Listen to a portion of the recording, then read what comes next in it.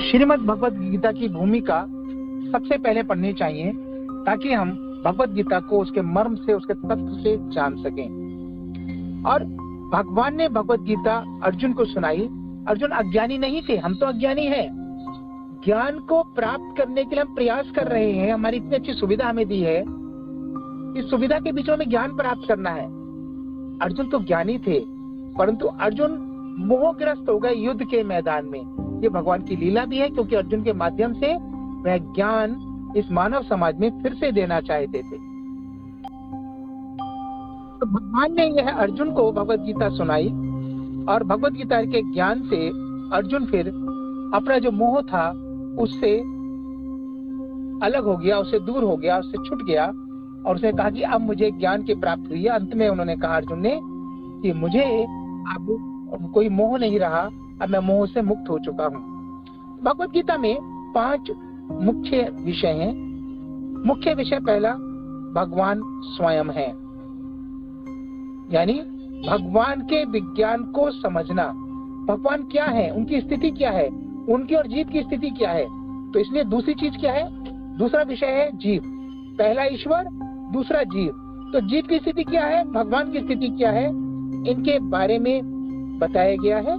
और तीसरी स्थिति क्या है, तीसरी चीज क्या है, प्रकृति।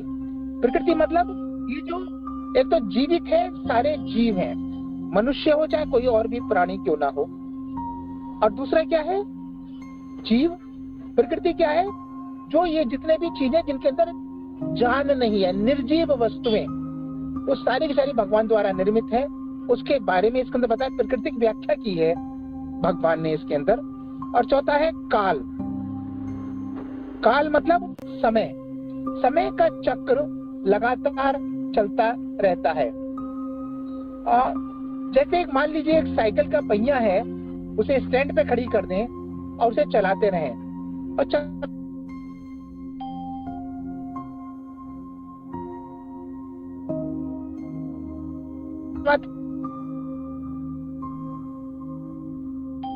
चलाते रहे, कहीं तो जाएगा नहीं पर चलता रहेगा ना। तो साइकिल, हम कहते हैं हमारे जीवन का समय 70 साल, 80 साल, 90 साल, 100 साल और समाप्त। हाँ, इस जीव का इस शरीर में रहने की अवधि समाप्त हो गई, परंतु इस जीव का यानी मेरा जो आत्मा था, इस शरीर को छोड़कर दूसरे शरीर में जाएगा। पहले शरीर में था, उसको छोड़कर इस शरीर में आया। ये अनवरत कर्म चलता रहता है जब तक कि हम भगवान के धाम नहीं पहुंच जाते हैं। तो ये काल है, समय का चक्र चलता रहता है। हम शरीर बदलते रहते हैं, युग बदलते रहते हैं। अभी हमारा कलयुग चल रहा है, उससे पहले द्वापर युग था, उससे पहले त्रेता युग था, उससे पहले सतयुग था। 4 युगों का चतुर्युग और फिर एक बार में फिर दोबारा सतयुग शुरू हो जाता है। तो इस प्रकार से एक काल है जो सदा चलता रहता है। और ये चारों ही चीजें, ईश्वर, जीव, प्रकृति और काल, सदा रहती है, कभी नष्ट नहीं होते। लेकिन जो 5वां विषय इस भगवद गीता का है वो है कर्म। जब जीव प्रकृति के संपर्क में आकर के अन्य साधनों का दोहन करते हैं, प्रयोग करके, जैसे मोबाइल यूज कर रहे हैं, कथा कर रहे हैं, तो हम सारे साधनों का प्रयोग करते हैं। उन साधनों का प्रयोग करके भगवान द्वारा दी गई शक्ति के द्वारा जो कार्य करता है वो कर्म है। फिर से स्पष्ट कर दूं, भगवान यानी पहली चीज, उसने शक्ति दी।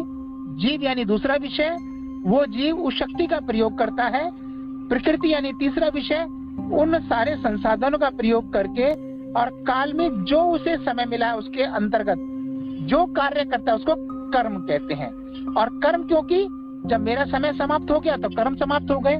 फॉर एग्जाम्पल, ये कथा चल रही है, इसका समय है 5:50 से 7 बजे तक प्रतिदिन। आंधी आए चाहे तूफान, प्यार करेंगे सीना तान।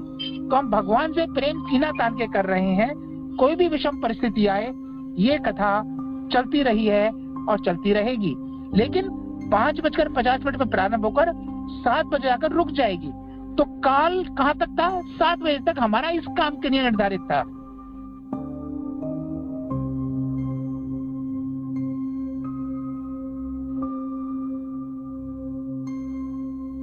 तो जो कर्म हमने किया, कथा करने का, कथा सुनने का, समाप्त हो गया।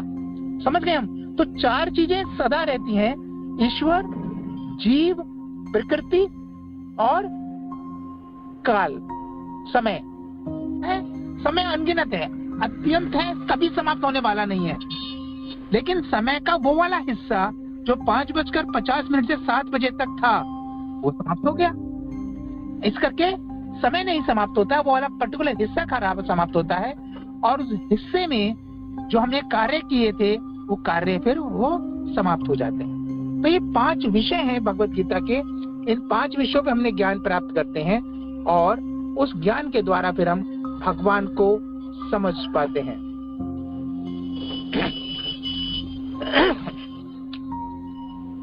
तो हम प्रकृति के बारे में समझे, भगवान के बारे में हम समझा। भगवान सारे नियंत्रित करते हैं। मया अध्यक्षेण प्रकृति सूयते सचराचरम, मेरी अध्यक्षता में प्रकृति सारा काम करती है, भगवान कहते हैं भगवत गीता में, और उसके कारण से सारी चीजें चलायमान होती हैं। तो भगवान ही इस जगत के पीछे, इस प्रकृति के पीछे नियंत्रक हैं, उनसे ही सारी प्रकृति चलती है। तो भौतिक प्रकृति और एक आध्यात्मिक प्रकृति। भौतिक प्रकृति जो हम भौतिक जीवन में कार्य करते हैं, भौतिक जीवन में जो सामान है उनको प्रयोग करते हैं, वो है। और आध्यात्मिक प्रकृति अपनी भौतिक प्रकृति से ऊपर उठ जाते हैं। भौतिक प्रकृति अपरा प्रकृति है भगवान की, यानी श्रेष्ठ नहीं है, अच्छी नहीं है बहुत ज्यादा। और परा प्रकृति जो है भगवान की श्रेष्ठ शक्ति है, और जीव भगवान की शक्ति है जो कि परा और अपरा के बीच में तटस्थ शक्ति, किनारे पर बैठा है भगवान की तरफ मुड़ने के लिए। तो ईश्वर क्या है? परम नियंता है, परम चेतना स्वरूप है, और हमें चेतना देते हैं, हम पर नियंत्रण रखते हैं, हमें स्वतंत्रता भी देते हैं। स्वतंत्रता कुछ भी करने की और कुछ भी ना करने की।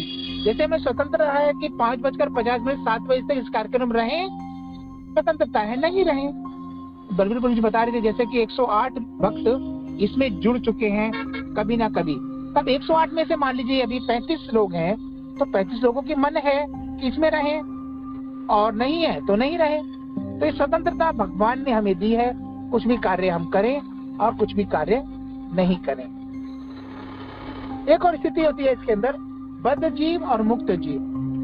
बद्ध जीव जो कि भौतिक जीवन के कार्यकलापों में बंधे पड़े हैं। जैसे बताया ना माता जी ने, रेणु माता जी ने, जब अपने सारे कार्यकलाप भगवान की सेवा के लिए ही करते हैं तो मुक्त जीव हो जाते हैं। और बद्ध जीव कब होते हैं? अपने सारे कार्यकलाप या अधिकांश कार्यकलाप या कुछ कार्यकलाप भी है तो हम बद्ध जीव होते हैं। अधिकांशतया हम बद्ध जीव हैं। हम मुक्त जीव होने के लिए प्रयास कर रहे हैं, कोशिश कर रहे हैं। और इसीलिए भगवान ने अर्जुन को ये सुना, अर्जुन ने कहा अर्जुन से भगवान ने कहा कि जो मैंने तुम्हें सुनाया तुमने ध्यान से सुना, और क्या तुम विशुद्ध चेतना के स्तर पर उठ गए हो? क्या तुम्हारी चेतना जो कलुषित हो गई थी, जो तुम्हारी चेतना भ्रमित हो गई थी, मोहग्रस्त हो गई थी, क्या वापस सही रास्ते पर आ गई या नहीं आ गई है? और कैसे आई वो? भगवान के द्वारा कहे हुए ज्ञान से आई। तो हम इस ज्ञान को प्राप्त करते हैं भगवत गीता से, और हम सब इस भगवत गीता को फिर से करेंगे। एक बार हम कर चुके हैं। ब्रह्म संहिता में जैसे कहा गया है, ईश्वरः परमः कृष्ण सच्चिदानंद विग्रह अनादिर आदिर गोविंदः सर्व कारण कारणम।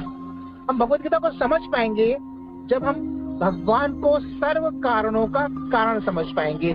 जैसे ब्रह्मा जी ने स्तुति की थी ब्रह्म संहिता में, ये स्तुति, ये मन के भाव हमारे अंदर रहेंगे तो हम भगवान को समझ पाएंगे। नित्यो नित्यानाम चेतन चेतना नाम। तो सभी प्रकार के जीव है वो अपने क्षेत्र में कार्य करते हैं, पर उनका मुख्य काम क्या है? भगवान की सेवा, भगवान की पूजा करना और भगवान की भक्ति करना। तो इस तरीके से हमें देखना है। हमें एक और बात समझ में आनी चाहिए कि हम सांसारिक व्यक्ति, मायाग्रस्त व्यक्ति, बद्ध जीव के अंदर दोष होते हैं, और प्रमुख दोष क्या है? हम गलती अवश्य करते हैं, कोई ना कोई त्रुटि हमसे हो ही जाती है। हम कितना भी शुद्ध काम करें, गलतियां कहीं से कहीं हो जाती हैं। एक बहुत बड़े बड़े क्राइम करते हैं ना, मार देते हैं, रेप कर देते हैं, चोरी करते हैं, डकैती करते हैं, धोखा देते हैं, सोचते हैं किसी को पता नहीं चलेगा, पर पता चल ही जाता है। कैसे पता चल जाता है? क्योंकि कहीं ना कहीं गलती कर बैठते हैं। दूसरी कमी हमारे अंदर क्या है? हम भ्रमित होते हैं, मोहग्रस्त होते हैं। कैसे मोहग्रस्त? चीजों को सही परिप्रेक्ष्य में समझ नहीं पाते हैं। हम लालच में आ जाते हैं, धोखा देने में प्रकट हो जाते हैं। क्यों? हमें लगता है अगर किसी को धोखा देंगे तो 1 लाख रुपए का, 10,000 रुपए का, 100 रुपए का कुछ हमें लाभ हो जाएगा। झूठ बोलने से हमें लाभ हो जाएगा। जो भी हम कर सकते हैं गलत काम करने को तैयार रहते हैं। धोखा देने की प्रवृत्ति होती है हमारी, और हमारी इंद्रियां सीमित है। हम आंखें बहुत अच्छी हैं, देख सकते हैं, पर कितना दूर देख सकते हैं? कई बार आंखों को भी भ्रम हो जाता है। कानों सुनने की शक्ति पर कितना सुन सकते हैं? हमारी सारी शक्तियां सीमित है।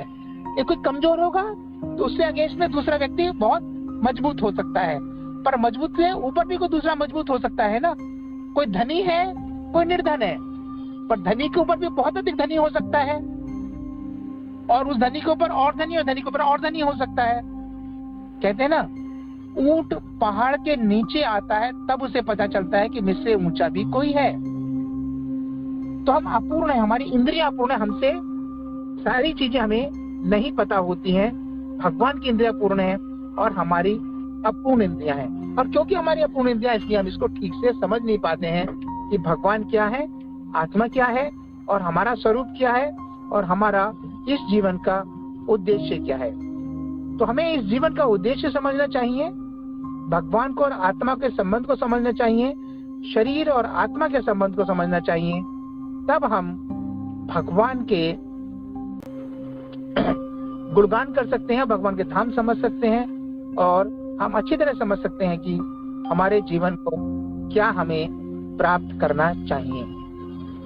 तो सारांश यह है कि ये दिव्य साहित्य हमें ध्यान से पढ़ना चाहिए, और अच्छी तरह पढ़ना चाहिए, खुद भी पढ़ना चाहिए, दूसरों को पढ़ाना चाहिए, और इस तरीके से हम स्वयं भी भक्ति में लगे। और एक आनंददायक बात यह है कि जब भक्ति में लगते हैं तो हमारा जो भौतिक जीवन है वो भी बहुत सरल और आसान हो जाता है। हमारे जीवन में जो जितनी भी दिक्कतें हैं बहुत आसान हो जाती हैं। उस मकड़ी की तरह से जाल में रहकर भी जाल में नहीं फंसती। ना सर दर्द होता है, ना डिप्रेशन होता है, ना सुसाइड या आत्महत्या करने का मन में आता है, ना धोखा देने की प्रवृत्ति आती है, ईर्ष्या, द्वेष, काम भावनाएं, वासना, ये सब नहीं आती है। और ये नहीं होगा तो झगड़ा नहीं होगा कुछ भी। ठीक है? तो हम जब भक्ति में लगते हैं तो हमारा आध्यात्मिक जीवन भी उठता है, अच्छा होता है, हमारा भौतिक जीवन भी अच्छा हो जाता है। मैं विराम दूंगा। आपका सबका बहुत बहुत धन्यवाद है।